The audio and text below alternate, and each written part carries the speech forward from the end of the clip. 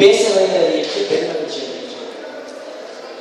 நான் என்னுடைய உரையிலேயே முதலாவதாக விரதத்தின் முக்கியத்துவத்தையும், அடுத்ததாக விரதத்தின் சிவராத்திரி விரதத்தின் பின்புலத்தை பற்றியும், அதில் புதிந்துள்ள தத்துவத்தை பற்றியும், அடுத்ததாக சிவராத்திரி விரதத்தை அனுஷ்டிப்பதனால் ஏற்பட போகின்ற பலன்களை பற்றியும், அத்துடன் அதனுடைய சிறப்புகளை பற்றியும் உங்களிடம் 4 வகையாக இந்த தலைப்பினை ஆராயிருக்கிறேன்.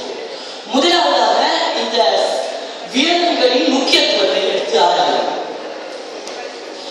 விரதங்களின் முக்கியத்துவத்தை பற்றி ஆராய்வதற்கு முன்பாக நாங்கள் இன்றைய காலகட்டத்தில் இருக்கின்ற சூழல் நிலைமைகளை எடுத்து நோக்க காலச்சக்கரத்தின் நாட்காட்டியை சற்று எட்டி பார்ப்போமேயானால், நாளிகைகள் நாட்களாக, நாட்கள் வருடங்களாகி, வருடங்கள் யுகங்களாகி, காலம் கலியுகத்தையும் கடந்து சென்று கொண்டிருக்கின்றது. அநாத இல்லங்கள், வைத்தியசாலைகள், சிறைச்சாலைகள் என்பன தெருவுக்கு தெரு அதிகரித்துக் கொண்டிருக்கின்றன. இவ்வாறான ஒரு நிலையின் போது மனிதனுக்கு தேவைப்படுவது என்ன? நாங்கள் வாழ்கின்ற வாழ்க்கை முறைமைதான் என்ன? இயற்கையானது ஒரு புறம் தனது ஆரவாரத்தை காட்டி நிற்க, அறிவாற்றல் மிகுந்த மனிதன் இயற்கையோடு நானும் போராடுகின்றேன் என்று போராடுகின்றான், சவாலும் விடுகின்றான். ஆனால் விதியின் மாற்றத்தை யாரால் தான் கட்டுப்படுத்த முடியும்? அது விதிக்கப்பட்டது. அதனால் அது நடந்து கொண்டிருக்கிறது. இன்றைய காலத்தில் ஒரு வாழ்க்கையோ நிலையற்றதாகவும் அமைதியற்றதாகவும் தான் இருக்கிறது. இவ்வாறான ஒரு வாழ்க்கையின் பொழுது, இந்த மங்களமற்ற சூழ்நிலையின் பொழுது, மக்கள் மனதில் மகிழ்ச்சியை ஏற்படுத்துவதற்காக மக்களுக்கு கிடைக்கப் போகின்ற மருந்துதான் என்ன? மக்கள் விழுமியங்களை கடைபிடிப்பதற்காகவும் மனிதன் புனிதராக மாறுவதற்கும் அவனுக்கு கிடைக்கப் போகின்ற பயிற்சி தான். அதுதான் விரதம்.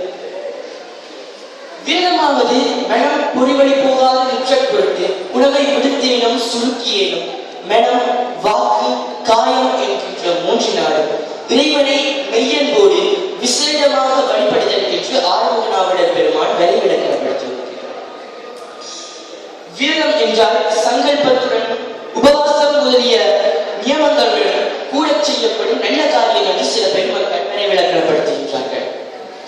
இவ்வாறாக இந்த விரதத்திற்குரிய வரைவிலக்கணங்கள் இருக்கின்ற பட்சத்தில் மனிதனை புனிதனாக்குவதற்கும் விழுமியங்கள் மிக்க வாழ்க்கையை மனிதன் வாழ்வதற்கும் இந்த விரதங்கள் எவ்வாறு பங்களிப்பு செய்ய போகின்றன என்பதை நாங்கள் பார்த்துக் கொள்ள வேண்டும். மனிதன் வாழ்வதற்கு 3 விதமான கரணங்கள் அத்தியாவசியமாக, அவை மனம், மொழி, மெய் என்கின்ற 3 திரிகரணங்கள் 3 இணைந்து இறையருடைய நாடிக்கும் நிலையை உன்னதமானது, உயர்வானது. நமது தொழிற்பாடுகள் புனிதத்தன்மை உடையவனாக மாறுவதற்கு இந்த 3 கரணங்களும் சுத்தமாக, சுத்தியாக வைத்திருத்தல் அவசியமானதாக இருக்கிறது. இந்த விரதங்கள் எவ்வாறு இந்த 3 கரணங்களையும் சுத்தமாக வைத்திருக்க போகிறது என்பதை அடுத்ததாக இந்த மனசுத்திக்கு எவ்வாறு விரதங்கள் இந்த பங்களிக்கின்றது என்றால், நாங்கள் மேற்கொள்ளும் விரத காலங்களில் நாங்கள் மேற்கொள்ளும் சங்கல்பங்களின் மூலமாகவும், நாங்கள் விரத காலங்களில் செய்கின்ற தவங்களின் மூலமாகவும், ஏனைய நியமங்களின் மூலமாகவும் இந்த மனமானது சுத்திகரிக்கப்படுகின்றது. அடுத்ததாக இந்த மொழி சுத்தி, நாங்கள் விரத காலங்களில் பாராயணம் செய்கின்ற புராணங்களாகட்டும் சரி, கதைகளாகட்டும் சரி, இதிகாசங்களாகட்டும் சரி, இவ்வாறான இதிகாசங்கள் போன்ற விடயங்கள் எங்களுடைய மொழியை சுத்திகரிக்கின்ற ஒரு புனிதத்தன்மை மிக்கவதாக. அடுத்ததாக மெய் சுத்தியை எவ்வாறு ஏற்படுத்தப் போகிறது? நாங்கள் விரத காலங்களில் உணவை சுருக்குகின்றோம், உணவை கட்டுப்படுத்துகின்றோம். அதுபோன்ற நியமங்கள் இந்த மெய் சுத்திக்கு பங்களிப்பு செய்கின்றது. இவ்வாறு இந்த விரதங்களானது திரிகரணங்களில் சுத்திக்கும் பங்களிப்பு செய்து மனிதனை புனிதனாக்குவதற்கும் விழுமியங்கள் மிக்க விழுமியங்கள் செறிந்த வாழ்க்கையை வாழ்வதற்கும் உதவுவதாக.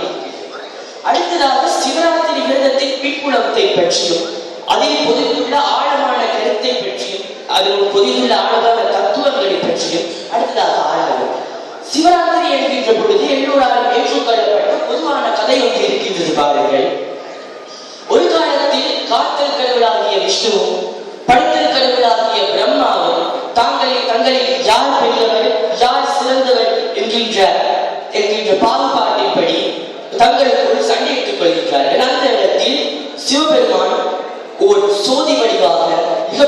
விஸ்வரூபம் எடுத்து அவர்கள் கூறுகின்றார், எவர் இந்த சோதியின் அடியையும் முடியையும் கண்டுபிடிக்கின்றாரோ அவர்தான் உண்மையில் சிறந்தவர் என்று ஒரு போட்டியை விடுகின்றார். உடனே காத்தல்களாக விஷ்ணு பஞ்ச வடிவை எடுத்துக்கொண்டு அடியை தேடுவதற்காக புறப்படுகின்றார். பிரம்மா அன்னப்பட்சியின் வடிவத்தை எடுத்துக்கொண்டு முடியை தேடுவதற்காக புறப்படுகின்றார். இவ்வாறு புறப்பட்டு வருடங்களாக தேடியும் அடியை கண்டுபிடிக்க முடியவில்லை. மீண்டும் திருப்பி வந்து, சிவனே, நீங்கள் தான் உண்மையான பரமாத்மா, நீங்கள் தான் எங்கள் எல்லோரையும் விட சிறந்தவர் என்று ஒப்புக்கொள்கின்றார்கள். இது இந்த சிவபெருமான் இடிகொடுப்பவ மூர்த்தியாக விஷ்ணுவுக்கும் பிரம்மாவுக்கும் காட்சியளித்த காலத்தையே நாங்கள் இன்று இந்த சிவராத்திரியாக கொண்டாடி கொண்டிருக்கின்றோம் என்றால் இது குறிப்பிடத்தக்கது. அடுத்ததாக நாங்களே இந்த சிவராத்திரியை இரவில் கொண்டாட வேண்டும், பகலில் கொண்டாடலாமே. அதிலும் ஒரு ஆழமான கருத்து ஒன்று, ஒரு ஆழமான தத்துவம் ஒன்று பொதித்திருக்கின்றது பாருங்கள்.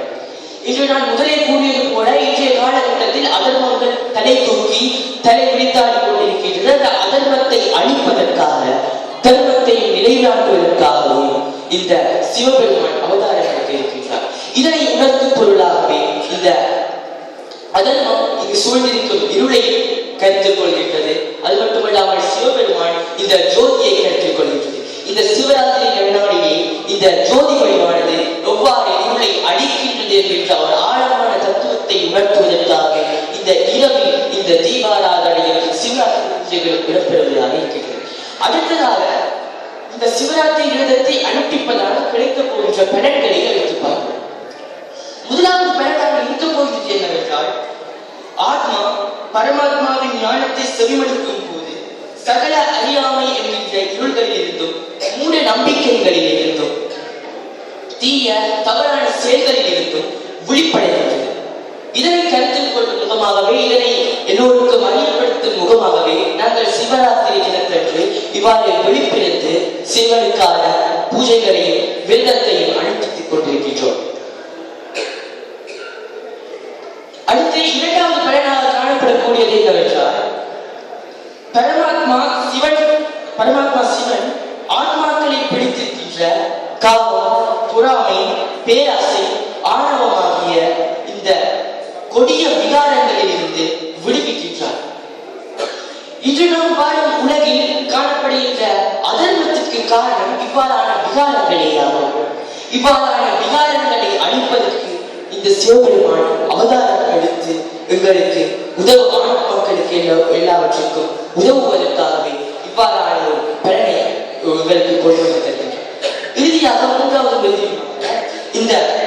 இந்த நாளில் பகலில் பசித்திருந்து இரவில் விழித்திருந்து இந்த சிவராத்திரி விரதத்தை அனுப்பிப்போருக்கு அவர்கள் செய்த பாவமும் நீங்க பெற்று அவர்களுக்கு ஒரு முக்தி பேறு கிடைக்கும் என்பது சைவ சமயங்கள், இந்து சமயங்கள் அனைவரும் ஒரு நம்பிக்கையாக காணப்படுகின்றது. அடுத்ததாக இந்த சிவராத்திரியின் சிறப்பை ஒரு அழகான ஒரு கதையின் மூலமாக உங்களுக்கு விளக்கப்படுத்தலாம் என்று இருக்கின்றேன். இன்று அன்றொரு காலத்தில் ஒரு வேடன் ஒரு காட்டில் வாழ்ந்து வந்தான். அவனுக்கு சிவன் என்பவர் யார் என்று தெரியாது, சிவராத்திரி என்றால் என்னவென்று தெரியாது, சிவலிங்கம் எப்படி இருக்கும் என்றும் தெரியாது. அவன் அன்றொரு நாள் அவனுக்கு இறை ஆகப்படவில்லை, திங்கள்கள் ஆகப்படவில்லை. உடனே சரியான மிகவும் கோபத்தோடு ஒரு இடத்தில் வலையை வைத்துவிட்டு ஒரு வில்வ மரத்தின் மேலே ஏறி அமர்ந்து கொள்கின்றான். அந்த வில்வ மரத்தின் கீழ் ஒரு சிவலிங்கம் இருப்பதை அவன் கவனிக்கவில்லை. வில்வ மரத்தில் இவன் சும்மா இருப்பானா? நிச்சயமாக இல்லை. அவன் அசைந்து ஆடிக் கொண்டிருக்கின்றான். அதனால் வில்வ மரத்தில் இருந்த சில இலைகள் அந்த சிவலிங்கத்தின் மீது விழுகின்றன. அதை அணிந்திருக்கவில்லை. அதே சமயத்தில் இந்த வலையில் ஒரு புலிமான் ஒன்று அகப்பட்டுக் கொள்கின்றது. அந்த புலிமானை குத்திக் கொண்டு அதை வீட்டுக்கு எடுத்து செல்வதற்காக இந்த வேளாண் ஓடி வருகின்றான். அவன் குத்துவரத்தை எழுப்பதை கண்டவுடன் அந்த பிணைமான், ஐயா, என்னை குத்தாதீர்கள், எனக்கு ஒரு குடும்பம் இருக்கின்றது, எனக்கு என்று பிள்ளைகள் இருக்கின்றார்கள், அவர்களை எங்கேயாவது பாதுகாப்பாக யாரிடமாவது ஒப்படைத்து விட்டு மீண்டும் உங்களிடம் திரும்பி வருகின்றேன், என்னை நம்புங்கள், நான் மீண்டும் திரும்பி வருவேன் என்று கூறுகின்றனர். உடனே வேடுவனும் மனமிடங்கி இந்த பிணைமானை விட்டு விடுகின்றான். மீண்டும் அந்த வில்வ மரத்தில் மேலே என்று வில்வ மரத்தை அசைக்கின்றான். அந்த இலைகள் விழுந்து சிவலிங்கத்தை மேல் விடுகின்றன. அடுத்ததாக அந்த பிழைமானுடைய கலைமான் இந்த வலைகளில் அகப்பட்டுக் கொள்கிறது. உடனே இந்த வேடனும் அதை குத்திக் கொள்வதற்காக சொல்கிறான். கலைமான் கூறியது போலவே இவ்வாறு எனக்கு குடும்பம் இருக்கிறது, பிள்ளைகள் இருக்கிறது என்று கூற வேடுவன் இந்த முறையும் மனமிழந்து கருணை கொடுத்து அந்த கலைமானை விட்டு விடுகின்றான்.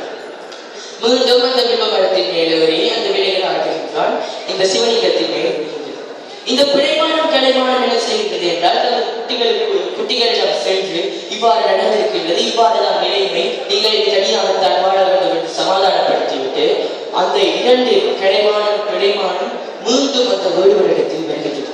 வேடுவனுக்கு ஒரு ஆச்சரியம்.